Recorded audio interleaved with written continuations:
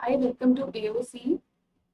Last videos में हमने ancient India या प्राचीन भारत को कंप्लीट कर दिया है। उसकी एक दो वीडियोस और पेंडिंग है, वो मैं जल्दी अपलोड कर दूंगी।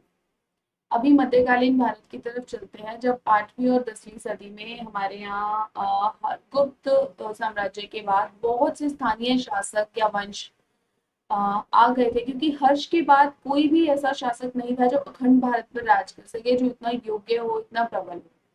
ठीक है, तो एक मैप से समझ लेते हैं कि कन्नौज का ये त्रिपक्षीय संघर्ष क्यों हुआ, किनके बीच हुआ, और क्यों कन्नौज को इतनी इंपॉर्टेंस दी गई कि सबको ही कन्नौज चाहिए था। ठीक है, तो पहले हर्ष की मृत्यु के बाद अब 3 जगह पर ये जो साम्राज्य था वो बट गया।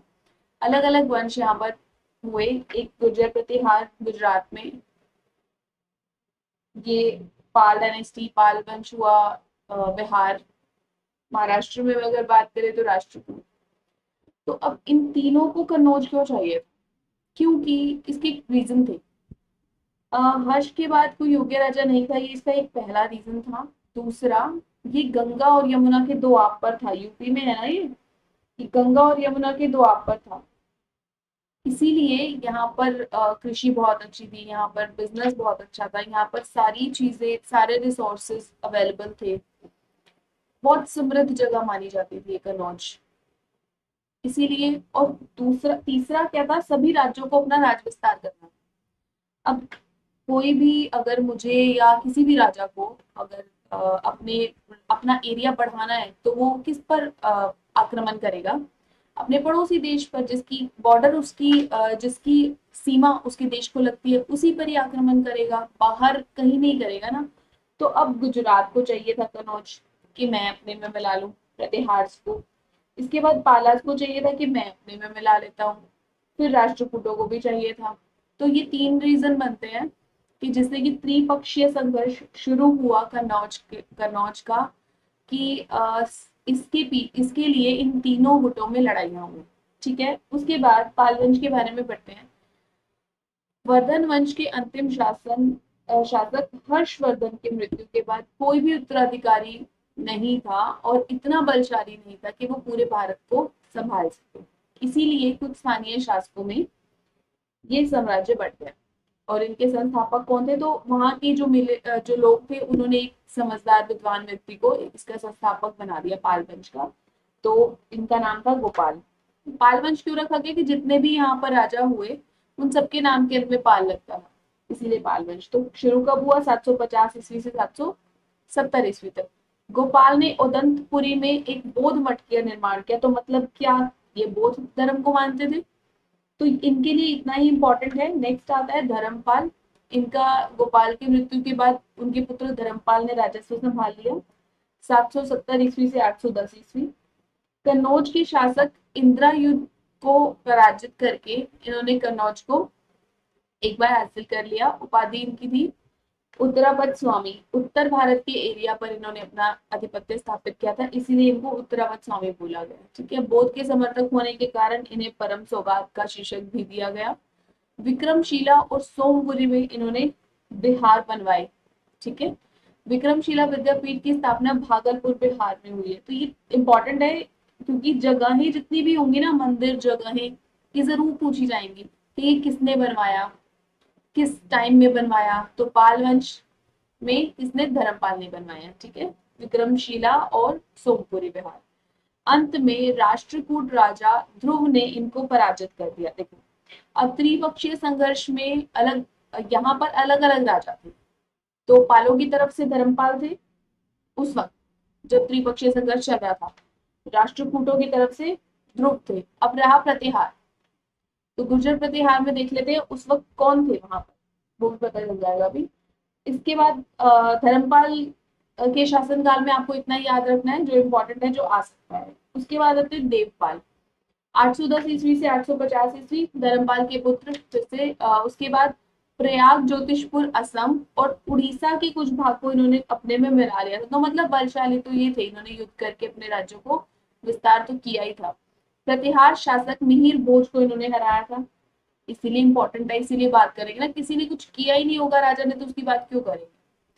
उन्होंने अपनी राजधानी है वो मुंगेर ली। ठीक है, जलालाबाद के प्रसिद्ध विद्वान वीरदेव को नालंदा विहार का आचार्य नियुक्त कर दिया। ठीक है, ये भी याद रखना कि वीरदेव को नालंदा विहार का आचार्य किया था। महिपाल वन प्रथम को पाल वंश का द्वितीय संस्थापक कहा जाता है। पाल शासक बौद्ध धर्म के संरक्षण थे, वो तो पता ही लग रहा है ना, इन्होंने बौद्ध स्तूप भी बनवा दिए, विहार भी बनवा दिए। ठीक है, उसके बाद आते हैं हमारा प्रतिहार वंश, गुर्जर प्रतिहार जिनको बोलते हैं। अग्निकुंड के राजपूतों में सबसे प्रसिद्ध कौन थे? गुर्जर प्रतिहार। उसके बाद ग्वालियर प्रशस्ति में इनको राम के छोटे भाई लक्ष्मण का वंशज बताया। ठीक है, संस्थापक इनके कौन माने जाते हैं? हरिश्चंद्र नामक राजा। लेकिन वास्तविक संस्थापक जहां से हम मानते हैं कि इनका वंश शुरू हुआ, वो नागभट्ट प्रथम थे, जिनका कार्यकाल 730 ईस्वी से 755 ईस्वी तक का था।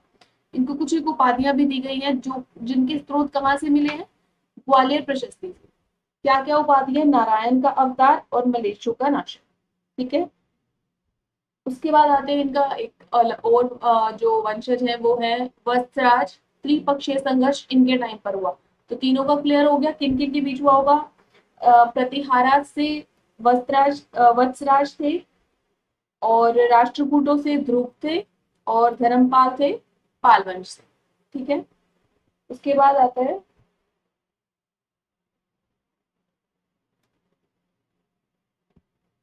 नागभट्ट द्वितीय। इसने कन्नौज पर हमला करके अपनी राजधानी कन्नौज को बनाया।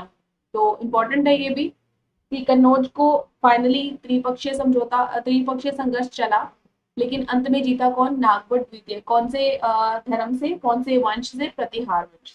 ठीक है, तो ये विजेता थे तीनों की टीम में से। उसके बाद मीरभोज वैष्णव धर्म के अनुयायी। अभी तक क्या चल रहा था? बौद्ध धर्म चल रहा था। अब ये मीरभोज आए जिन्होंने वैष्णव धर्म को अपनाया। उपाधि इनको क्या मिलती है? प्रभासी और आदि बरार, ये याद रखना। ठीक है, चांदी के द्रम नामक सिक्के इन्होंने चलाए। अरब यात्री सुलेमान इसे अरबों का सबसे बड़ा शत्रु बताता। ठीक है, महेंद्रपाल प्रथम मिहिर भोज का पुत्र, जिन्होंने आगे चलकर अपना शासनकाल शुरू किया। ये था हमारा प्रतिहार के बारे में। अब आते हैं तीसरा राष्ट्रकूट, जो हमारे महाराष्ट्र या महाराष्ट्र के एरिया में प्रसिद्ध हुए। ठीक है, अब राष्ट्रकूट वंश के संस्थापक कौन थे? दत्तिदुर्ग। इनका टाइम रहेगा 735 ईस्वी से 756 ईस्वी तक का।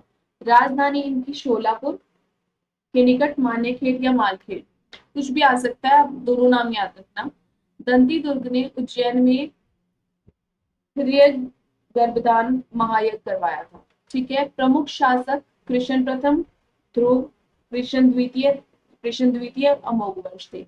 वैसे तो इनके शासक बहुत थे, लेकिन जिन्होंने जो युद्ध किए, जो जो शक्तिशाली थे, वो ये राजा थे। अब कृष्ण प्रथम ने क्या किया था? एलोरा के कैलाश मंदिर का निर्माण कराया था, जो औरंगाबाद महाराष्ट्र में है। इसको एकाश्रम मंदिर भी कहा जाता है, एक पत्थर से बना हुआ मंदिर। ठीक है, क्वेश्चन ये आ सकता है, इसको इम्पोर्टेंट मार्क करके रखना। त्रिपक्षीय संघर्ष में ध्रुव ने भाग लिया था, वो हमने पढ़ भी लिया था। उन्होंने इनको हराया था, पाल वंश के धर्मपाल को। अंतिम शासक इनके थे कृष्ण तृतीय। एलोरा और एलिफेंटा जो महाराष्ट्र की गुफाएं हैं, वहां पर मंदिरों का निर्माण कराया था। इन मंदिरों में क्या था? टोटल 36 तरह की गुफाएं मिली थी, जिनमें अलग अलग धर्म को हमने देखा है, जिनके स्रोत भी मिले। तो अगर क्वेश्चन एग्जाम में ये आ जाता है कि राष्ट्रकूट वंश किस धर्म से संबंधित था, तो इसमें तीनों धर्म लिखना आप। बौद्ध धर्म से भी, हिंदू धर्म से ही, और जैन धर्म से भी। इन गुफाओं को सबसे पहले किसने खोजा था? फ्रांसीसी यात्री थेवियन ने।